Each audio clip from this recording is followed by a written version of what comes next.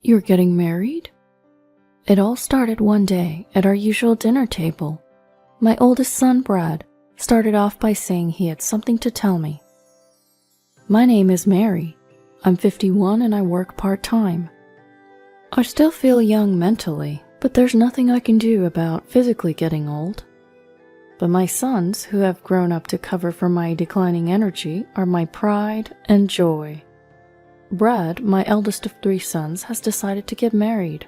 I knew he had a girlfriend, but it's finally happening. So Brad is getting married, huh? That means you're getting old, honey. Well, I guess no beer for you tonight, then? Just kidding. I ignored my husband's stupid joke and looked at my son's face. The other 2 are away in college, so the only one living at home is Brad, who's now working. He's matured a lot in his 3rd year of work. Since deciding to get married, he seems even more manly and dependable than ever before. Tonight, we will toast in celebration. After my husband tearfully apologizes to me, saying, I'm sorry, you're forever young and beautiful. I granted him a single bottle of beer. According to my son, they are at the stage of discussing things like checking out wedding venues and deciding on a ring. The actual date is still up in the air. First, he said he wanted to bring his fiancée over to meet us. Marriage is a significant milestone in life, after all. I want them to have a wonderful ceremony. I know the stars of the show are my son and his wife-to-be, but I'm feeling a bit excited. Maybe I'll even get a new dress. My husband is going on about how beautiful I was in my bridal gown. Maybe I'll treat him to some more snacks. Then the weekend came. My son's future wife arrived. Hello, I'm Alice. I was surprised at the casual greeting, but I guess that's just how young people are these days. Alice was a part-time employee at my son's favorite cafe. She was smitten with my son, and after a determined pursuit, they started dating. As the conversations came to a pause, my husband turned to me and said, Ah, yes. I nodded back at him. We have something important to tell you, Alice. The 3 of us, my husband, myself, and our son, had discussed this and decided to tell her. The truth is, Brad isn't our biological son. Alice's eyes widened in surprise at these words. It must be a shock. He's my nephew. Brad is my brother and his wife's only child. But they passed away in an accident when he was very young, so we adopted him. But he's like a son to us. We consider him our eldest. Please, take good care of our son. As my husband and I smiled, she fell silent. Perhaps she was struggling to respond. Well, let's leave the heavy stuff there. So, when and what kind of ceremony are you thinking? My husband ended the somber topic with a cheerful smile and switched to a brighter topic. I would like to wear a traditional white wedding dress if possible. As she said this, she looked at my son's face.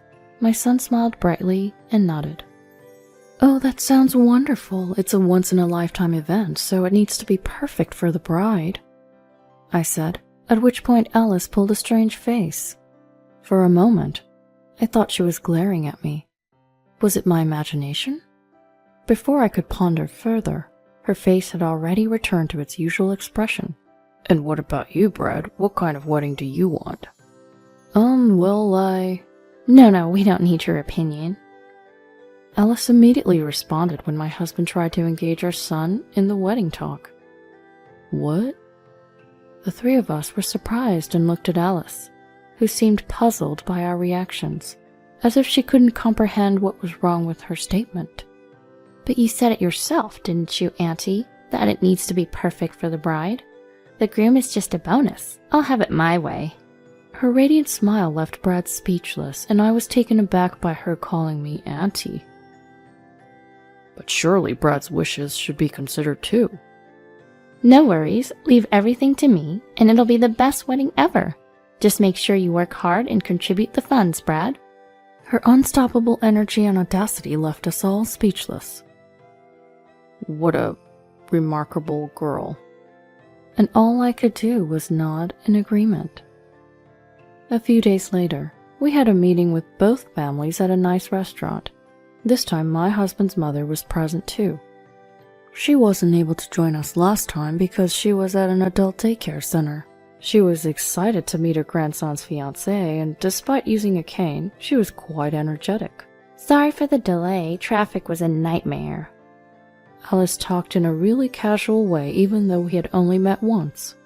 I noticed our parents in the background. They both shyly waved and quickly took their seats. The atmosphere was somewhat awkward. Without much conversation, we all quietly ate our meals. It was the moment I drew a breath to make some small talk. Alice suddenly spoke up. Granny, do you have trouble walking? That's right, dear. Old age has taken a toll on my legs. I absolutely refuse to care for you, Alice declared out of the blue, causing a moment of stunned silence. Someone went, "Huh?" It was probably my mother-in-law, but it could also have been me. I want to make it clear I have no intention of caring for any of you. Auntie, you're not my mother, right? That makes you a stranger. And while Uncle might be related, he's not my father. I won't look after any of you. Hey, Alice. Brad attempted to rein her in, but she wouldn't stop. And I definitely won't be calling you Dad or Mom, so remember that. I glanced at Alice's parents, taken aback to see them both nodding in agreement. Well, it's true that Brad isn't our biological son, but we raised him like one. Hush, Uncle. Okay, I'm sorry. My husband fell silent after being sharply rebuked by her. Pathetic. It was at that moment the sound of a fork being gently placed down resonated. Is that so? A calm single statement. I carefully glanced at my mother-in-law. She seemed composed, but you could tell she was furious. They may not be their biological parents indeed, but they've raised them with more love than real parents would have. That's not something outsiders should meddle with. I don't care what you say. I'm not doing caregiving. It infuriated me, but I held my tongue as my mother-in-law continued to speak. I'm not expecting anyone to take care of me. I know I'm old, but I don't want to burden my daughter-in-law, so I use the facilities mostly every day. Oh, really? And? I've already transferred my assets to the couple as gifts while I'm still alive. They can use that money to go to the facilities or do whatever they want, so you won't have to lift a finger. Well, isn't that nice? She responds to my mother-in-law with irritated replies. Even when her son tried to chide her, it was like water off a duck's back. This discussion ends here. It's time to go home. With a single statement from my mother-in-law, the meeting came to an end. Women have become stronger these days. Perhaps that's the way of the world now. The rest of us, born in the 60s, were left with mixed feelings as we returned home. A few days later, my husband and Brad were at work. My mother-in-law was at the adult home, and I was alone at home with the day off from my part-time job.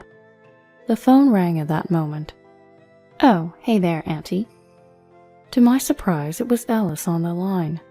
Hey, Auntie, can you not show up at the wedding? What?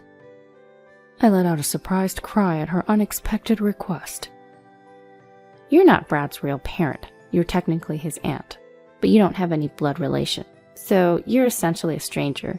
Strangers don't come to weddings. But what about Brad?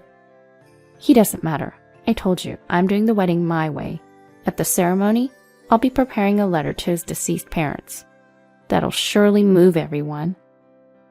That's not how it works. Brad's biological parents were indeed important to him, but he wanted us, his parents, to be at the ceremony. He told us that he thinks of us as his real parents, which brought tears to our eyes before.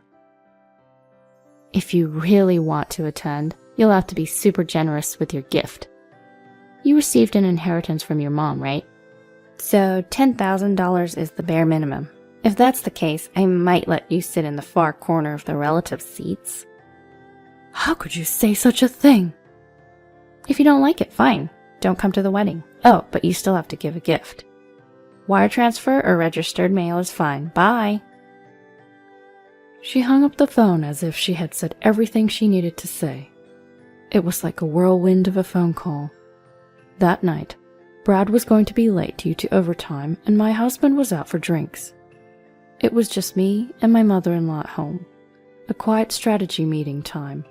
Alice seems to dislike me. That's a problem.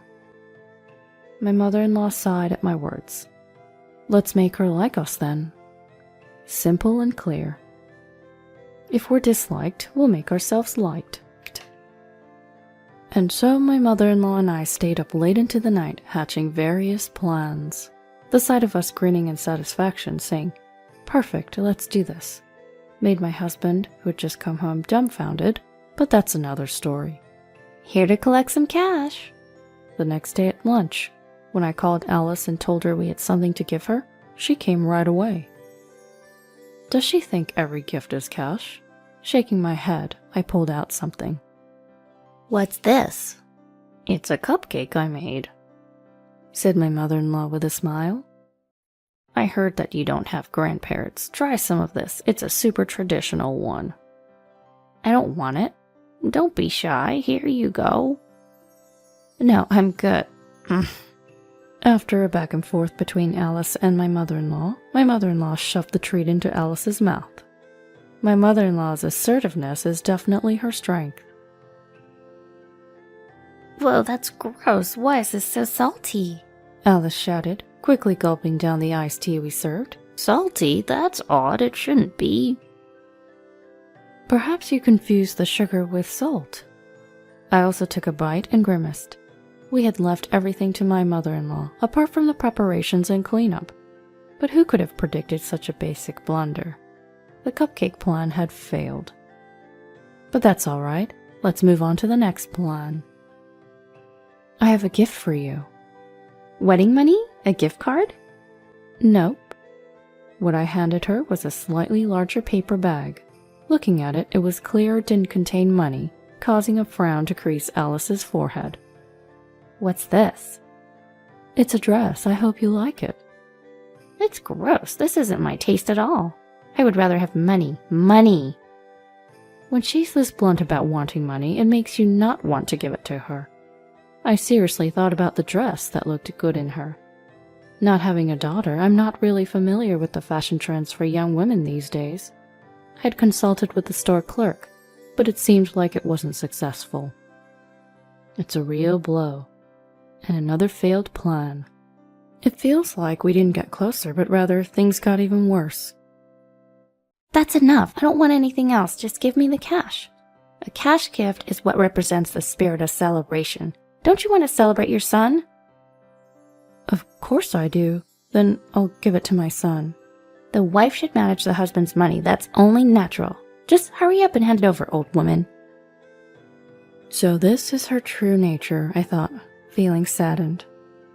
Is my son really going to marry her? Who are you calling an old woman? I'm still spry. You're an old woman just by saying spry. Actually, you're a granny. Alice was saying whatever she wanted. As I wondered what to do, I was suddenly surprised by a voice saying, "I'm home." Brad? Wait, what happened at work? Alice started to panic. She was probably worried about being overheard. We went bankrupt. Huh? Did your father do something? Alice's misunderstanding echoed throughout the room, followed only by silence. Bankrupt. The company. It's gone under. Bankrupt? Gone under what? It wasn't just Alice that was surprised. My mother-in-law and I were both taken aback. Alice grabbed my son's slumped shoulders and started shaking him. What does bankrupt mean? Jobless? Penniless? What are we going to do about the wedding? I'm sorry, it'll have to wait. Releasing her grip from my son, who answered listlessly, Alice stood dumbfounded, and then she cried out. Then how am I supposed to pay the damages?